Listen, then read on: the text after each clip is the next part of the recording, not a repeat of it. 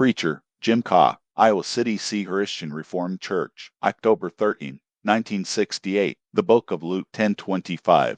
HCLD2. Imagine, if you can, the Olympic Games, and the first event is announced as a track event. Athletes from all the nations gather at the huge track preparing to run around it, but all that is known is that the event is going around the track, so some begin to run as fast as they can.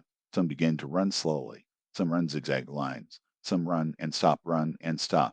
Some go around slowly for a long, long time. Others go around very fast and then lay down for a nap.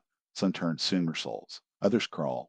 And if you go around the opposite direction that most others are going, and there you might see everyone doing his OWN thing, although perhaps after a little while there is a consensus of opinion that at least you should go around the same way as everyone else. Since going against the crowd is kind of a nuisance to the rest, but other than that, make up your own mind about what you wish to do in your trek around the track. And so it is in all the other events. In the high jump, one man is being cheered as he jumps 6 feet, and another is being cheered just as heartily as he jumps over a stick 6 inches from the ground. Practically everyone seems satisfied that this is how it should be, but one man isn't.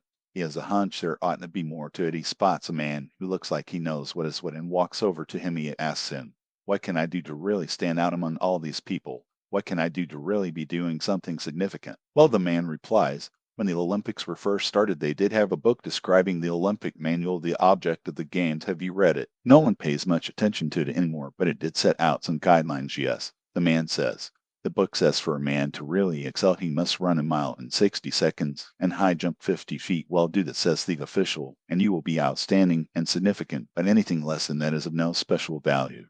No matter how close you may think you are getting universe record." Well, the man goes away, deciding he will practice furiously for the next Olympic Games and try to do what he must to really stand out, but though he trains devotedly for 4 years, his best effort is still many times and many feet below what that old book suggests. And just about that time he happens again to meet the official and pours out his lament. "Oh," says the official, "haven't you read the new edition of the old book? It points out that the real object of the game, of the training, of the striving to attain the high expectations, is to make the runner realize that he really is a very slow person and the jumper is really very limited. But the new book also clearly points out that if you are going to in the game, you must continue to try to run faster and faster and jump higher and higher, but still as long as you are not running a 60-second mile and jumping a 50-foot high jump, you must realize you are a very mediocre athlete." Per page 2. Well, that is a parable about life. For most people, the rule book has long been ignored. Both editions, new and old, though they cry for more law and order in this world, in this country. In fact, they are lawless and orderless in the final sense themselves. They do not know what they are living for. They do not know the object of the race. Each is doing his own little thing as he sees fit, each going around the track of life in his own way. At best consensus of public opinion guides us to go around the same direction. For convenience sake, don't do anything that hurts others, and you will get hurt less yourself, so do what you want. But how about just going the same direction? We don't know what we are going around for how long, or what is the best way to do it. Go zigzag if you want, or quit halfway if you please, but don't go the wrong direction. For much of humanity, the cry for law and order really means beating down those who run the opposite direction from the majority, stopping them from disturbing us as we go our aimless way. For many who are strongly and convincingly attracted to men who promise law and order, there is no more real law and order in their lives than anyone else. They are living pointless lives themselves. They just don't want it disrupted or to be bothered. For a humanity that lives on this level, there is a certain degree of comfort if we can continue to smilingly approve of every different way of going around the track. If we can continue, "You scratch my back and I'll scratch yours" outlook on life. Everyone is superficially comfortable if no one mentions that there is a book that tells what the object of the game is. If no one mentions that, we can go along as we have without any idea about what we are really supposed to be doing and how well a certain degree of comfort is enjoyed, but also an insipid shallowness, an unsatisfying pointlessness. Well, the man who comes to Jesus here is one who is not content to just piddle around. He wants to know what it is all about. He may not be entirely sincere, but at least he knows the crucial questions. He knows there must be a point alive, and what does Jesus tell him? He refers him back to the Old Testament. What does it say?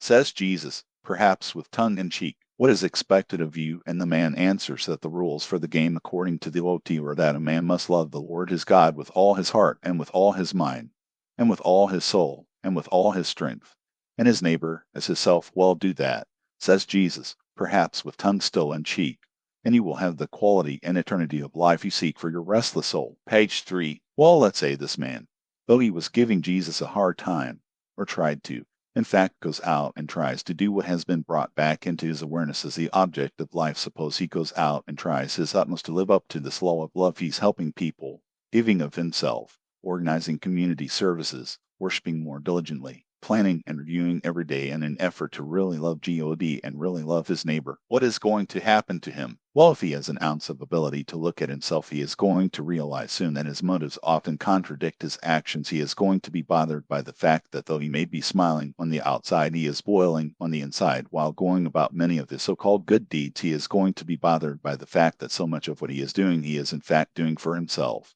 for his reputation, for his good record, and not really for the supposed objects of his love after all. And what's more, he is going to soon realize that while he may be doing a lot of nice things for others, he is becoming tired and miserable himself, not loving himself. The inevitable result of diligent attempts to live up to that law of love, demanding, as it does, loving God with heart and mind and soul and strength totally, and your neighbor as yourself. The inevitable result for anyone with half an intelligence is frustration, as sure frustration as anyone who trains diligently to run a 60-second mile or jump 50 feet high. The trouble is most people do not want to face the fact that life has such specific requirements that would rather, sensing that they have to be going around the track, just go the way they please, they would rather be sort of numb, anesthetized about deeper questions, or convincing themselves that whatever they are doing is the object of life.